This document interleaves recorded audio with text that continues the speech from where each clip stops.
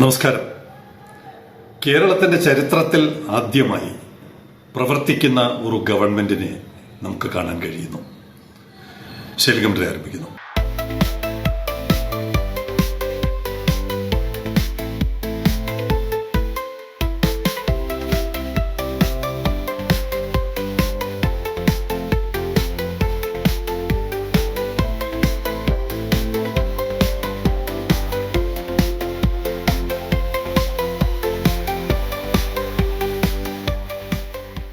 എനിക്ക് 1957 മുതലുള്ള ചരിത്രം നേരിട്ട് പരിചയമില്ല. വായിച്ചറിവേ ഉള്ളൂ. എനിക്ക് തോന്നുന്നു 90കളുടെ തുടക്കത്തിൽ ശ്രീ കെ കരുണാകരന്റെ മന്ത്രിസഭയോടുകൂടിയാണ് കാര്യങ്ങൾ കുറെയൊക്കെ അടുത്തറിയാൻ ശ്രമിച്ചത്.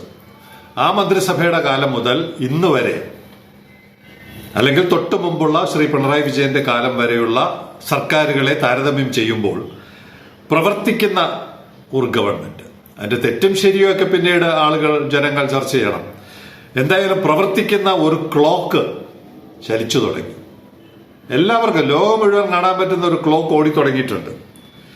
ഇപ്പൊ ഏകദേശം ഞാൻ അവസാനം നോക്കുമ്പോൾ 9 മണിക്കൂർ പിന്നിട്ടു. ആ ക്ലോക്ക് പ്രവർത്തിച്ചു തുടങ്ങിയിട്ട് 9 മണിക്കൂർ പിന്നിട്ടു. ആർക്ക് വേണമെങ്കിലും പരിശോധിക്കാം. 100days.kerala.gov.in ഒരു വെബ്സൈറ്റ് ഉണ്ട്. ഇപ്പോൾ വെബ്സൈറ്റിൽ ഗവൺമെന്റ് നടപ്പിലാക്കാൻ ഉദ്ദേശിക്കുന്ന 100 ദിവസത്തിനുള്ളിൽ നടപ്പിലാക്കാൻ ഉദ്ദേശിക്കുന്ന പരിപാടികൾ എന്തൊക്കെയാണ്, ആ പരിപാടികൾ എത്രത്തോളം തുടങ്ങി, എത്രത്തോളം സാമ്പത്തികം അനുവദിച്ചു, എത്ര പുരോഗതി കൈവരിച്ചു എന്ന് സകല മനുഷ്യർക്കും, മലയാളികൾ മാത്രമല്ല, വോട്ട് ചെയ്തവരും ചെയ്യാത്തവരും ലോകത്തിലിരിക്കുന്ന സകല മനുഷ്യർക്കും കാണാവുന്നതും വിലയിരുത്താവുന്നതുമായ വിധത്തിൽ ഒരു വെബ്സൈറ്റ്. എനിക്ക് തോന്നിയത് ആദ്യമായിട്ടാണ്. ഇത് വേറെ എനിക്കറിയില്ല, ഞാൻ ലോകത്താദ്യമാണെന്നോ ഇന്ത്യയിൽ ആദ്യമാണെന്നോ ഒന്നും പറയാൻ ഞാനാണല്ല. പക്ഷെ കേരളത്തിൽ ആദ്യമാണ്. മറ്റുള്ളവർക്ക് പറയാം വേറെ എവിടെയെങ്കിലും ഇങ്ങനെയുള്ള സംവിധാനങ്ങൾ ഉണ്ടോ എന്ന്.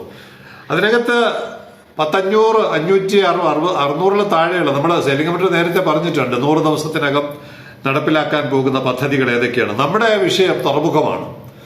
തുറമുഖവും തലസ്ഥാന വികസനവും ഒക്കെ ചേർന്ന് വരുന്ന വിഷയത്തിൽ 17 ജൂലൈ മാസം 1-ാം തീയതി മുതലാണ് മീറ്റർ ഓടിത്തുടങ്ങുന്നത്. ഒക്ടോബർ മാസം 9-ാം തീയതി വരെയാണ് 100-ാം ദിവസം. അപ്പോൾ ഒരു കാര്യം ഉറപ്പായി, ഈ 100 ദിവസത്തിനുള്ളിൽ ഒക്ടോബർ 9-ാം തീയതിക്ക് മുമ്പ് നമ്മുടെ ഗേറ്റ് തുറക്കും എന്നുള്ളത് എഴുതി വെച്ചിട്ടുണ്ട്. അതുകൊണ്ട് നമ്മൾ അതിനുവേണ്ടിയുള്ള പിന്തുണ, സമ്മർദ്ദത്തിലൂടെ പിന്തുണ ഗവൺമെന്റിന് നൽകുന്ന പ്രവർത്തനമാണ് നമ്മൾ നടത്തേണ്ടത്.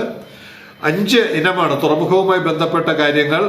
5 ഹെഡിലാണ് പെടുത്തിയിരിക്കുന്നത്. വിഴിഞ്ഞത്ത് പുതിയ ഫിഷിംഗ് ഹാർബർ, ഇതിന്റെയൊക്കെ തുടക്കം കുറിക്കും, അല്ലാതെ പൂർത്തിയാക്കുമെന്നല്ല. ടാങ്ക് ഫാം സ്ഥാപിക്കുന്നതിനായി ഇന്ത്യൻ ഓയിൽ കോർപ്പറേഷന് ഭൂമി കൈമാറൽ, 20 ഏക്കർ ഭൂമി അവർക്ക് കൊടുക്കണം. അതേസമയത്ത് നമുക്കറിയാവുന്ന ഒരു വിവരം, അദാനി നേരിട്ട് തന്നെ ഒരു ടാങ്ക് ഫാം പണിയുന്നുണ്ട്. പോർട്ടിനടുത്ത്, തൊട്ടടുത്ത് പണിയുന്നുണ്ട്. ഏറ്റവും ഒടുവിലത്തെ ചിത്രം വേണമെങ്കിൽ ലഭ്യമാകുമെങ്കിൽ കാണിക്കാം. ഇത് അതിന് പുറമെ 20 ഏക്കർ സ്ഥലം കൊടുക്കുന്ന പ്രവർത്തനം, അതിനുവേണ്ട ഭൂമി കൈമാറുന്നതാണ് ഈ പറയുന്ന 100 ദിവസത്തിനുള്ളിൽ സംഭവിക്കുന്നത്. 3 നമ്മുടെ വിഷയമാണ്. വിഴിഞ്ഞം അന്താരാഷ്ട്ര തുറമുഖത്ത് കയറ്റുമതി ഇറക്കുമതി ചരക്ക് നീക്ക പ്രവർത്തനങ്ങൾ ആരംഭിക്കുക. ഇപ്പൊ 100 ദിവസത്തിനുള്ളിൽ അത് ആരംഭിക്കണം. ഇവിടെ നമ്മള് 2025 മാർച്ച് 18 നിയമസഭയിൽ വന്ന ചോദ്യം 100 തവണ ശൈലജ പറഞ്ഞിട്ടുണ്ട്. നാണക്കേടുണ്ട് വീണ്ടും പറയുവാൻ. പക്ഷേ അത് മുഴുവൻ കള്ളത്തരമാണെന്നുള്ളതാണ് ഈ പുതിയ സർക്കാർ, പുതിയ കലണ്ടർ, പുതിയ മീറ്റർ ഓടുന്നതിലൂടെ നമ്മളെ ബോധ്യപ്പെടുത്തുന്നത്. LDF പറഞ്ഞത് 100% കള്ളമാണ്.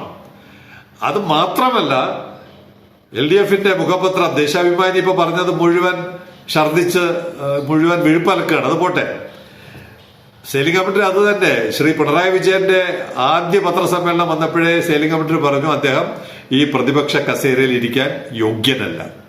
ഇപ്പൊ എന്താ ഈ സംഭവം? ഇത് മുഴുവൻ പാർട്ടി പത്രം നേരത്തെ അടിച്ചതാണ്.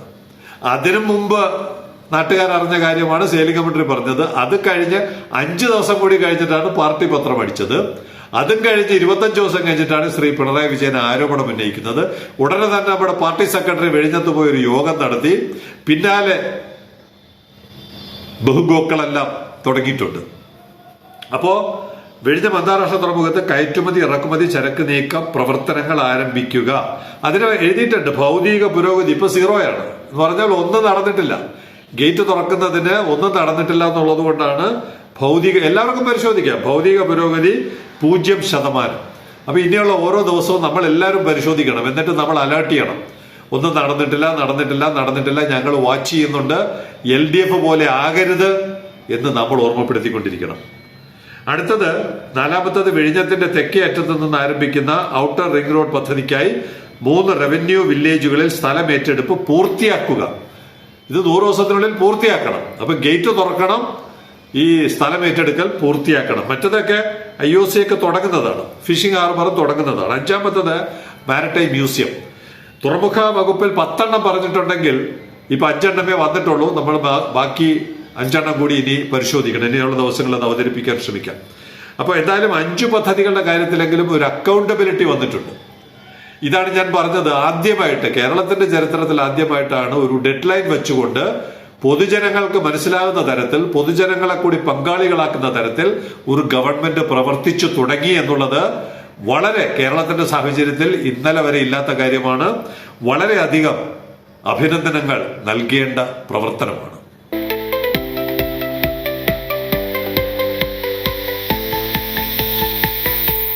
നമുക്കിവിടെ പരസ്പരം ചെളിവാരി എറിഞ്ഞ് അടികൂടി തലമുറകളെ തന്നെ നശിപ്പിക്കാം.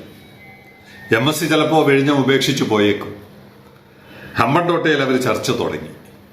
കാരണം ഇവിടെ ആർക്കും വേണ്ട. ഇവിടെ ആരാണ് വലുത്? ഞങ്ങളെ അറിയിച്ചില്ല, ഞങ്ങളെ കത്ത് നൽകിയിട്ടില്ല, അതിനു മുമ്പ് സെബി അറിയിച്ചു.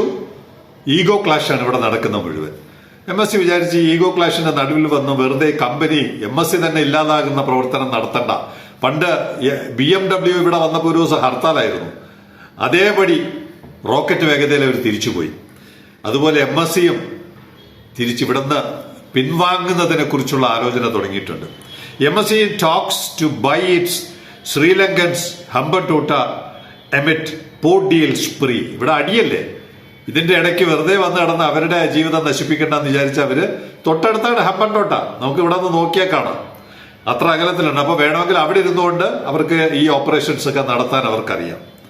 MSc is looking to expand its port presence in the Indian region തന്നെയാണ്. In the Indian region as part of a broader hub activity recalibration plan according to multiple sources. മൊത്തത്തിൽ അവർ ഉടച്ചു വാർക്കുന്നതിന്റെ ഭാഗമായിട്ട് വിഴിഞ്ഞത്ത് എപ്പോഴും ഒരു പ്ലാൻ B ഉണ്ടാവണമല്ലോ. പ്ലാൻ A നടന്നില്ലെങ്കിൽ അവർക്ക് plan B, അവർക്ക് പ്ലാൻ C അല്ല, പ്ലാൻ Z വരെ ഉണ്ടാവും. എന്തായാലും അവർ ഹമ്പൻതോട്ടയെ വളരെ ഗൗരവത്തോടെ പരിഗണിക്കുകയാണ്. ഇവിടെ ആർക്കെങ്കിലും വേണമോ വേണ്ടയോ, വേണമെന്നുള്ളവർ അത് അതിൻ്റെതായ സിഗ്നലുകൾ കൊടുത്ത് അവരുമായിട്ട് നെഗോഷിയേറ്റ് ചെയ്യുക. The carrier is in discussion with China merchants. അത് വളരെ സന്തോഷമായിരിക്കും നമ്മുടെ ഇവിടുത്തെ പ്രതിപക്ഷത്തിന്. ഇവിടെ അല്ലെങ്കിലും ചൈനക്കാരെ രക്ഷപ്പെടുമല്ലോ, ചൈനയിൽ നിന്നാണ് അവിടെ വാങ്ങാൻ പോകുന്നത്. The carrier is in discussion with China merchants port holdings and Sri Lankan authorities to acquire a significant, ഇവിടത്തോലെ 49 അല്ല, a significant stake in Hambantota International Port located about 150 miles south of Colombo. കൊളംബോയിൽ നിന്നും 150 കിലോമീറ്റർ സൗത്തിലുള്ള ഹമ്പൻതോട്ടയിൽ TRV ഹമ്പൻതോട്ട റെഗുലർ മിക്കവാറും service ഉണ്ട്. ആ ഒരു port ഏറ്റെടുക്കുന്നതിനെ കുറിച്ചാണ് MSc ചർച്ച ചെയ്യുന്നത്. അവിടെ കൃത്യമായിട്ട് അതിന്റെ ഷെയർ ഹോൾഡിംഗ് ഉണ്ട്. നമ്മളാണെങ്കിൽ ഇവിടെ ഇപ്പോ UDF ഗവൺമെന്റിനെ വലിച്ച് താഴെ ഇട്ടേനെ, കേരളം കത്തിയേനെ. ഇങ്ങനെ ഒരു ഇക്വേഷനിലാണ് സ്റ്റേക്ക് വിപണനം നടക്കുന്നതെങ്കിൽ കേരളത്തിന്റെ കാര്യം കട്ടപ്പോക ചാമ്പലായാനെ. China merchants port currently owns an 85% stake. എങ്ങനെയാണ് ഒരു രാജ്യത്തിന് 85% ഓഹരി എടുക്കാൻ പറ്റുക ഒരു പ്രൊജക്ടിന്റെ?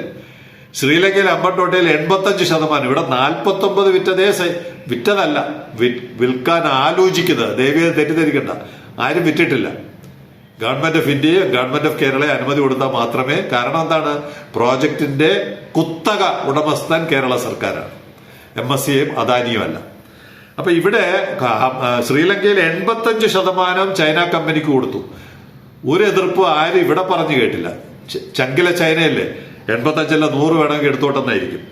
China merchants port currently owns an 85% stake in Hambantota with the remaining 15% held by Sri Lankan Ports Authority. ആ രാജ്യം പോർട്ടിന്റെ ഉടമസ്ഥന് വെറും 15% ഉള്ളൂ. ബാക്കി 85% ചൈനക്കാരന്റെ കയ്യിലിരിക്കുകയാണ്. ഇതാണ് എങ്ങനെയെങ്കിലും രക്ഷപ്പെടണം, എങ്ങനെയെങ്കിലും അവിടെ തൊഴിലുണ്ടാവണം, അവിടെ ബിസിനസ് ഉണ്ടാവണം, സാമ്പത്തിക വളർച്ച ഉണ്ടാവണം, GDP വളരണം, സംസ്ഥാന ഖജനാവിലേക്ക് പണം വരണം എന്നൊക്കെ ആഗ്രഹമുള്ള ഗവൺമെന്റുകൾ ഇതൊക്കെ എങ്ങനെയെങ്കിലും ആരെങ്കിലും ഒന്ന് നടത്തിച്ചാൽ മതി എന്നാണ് പറയുന്നത്.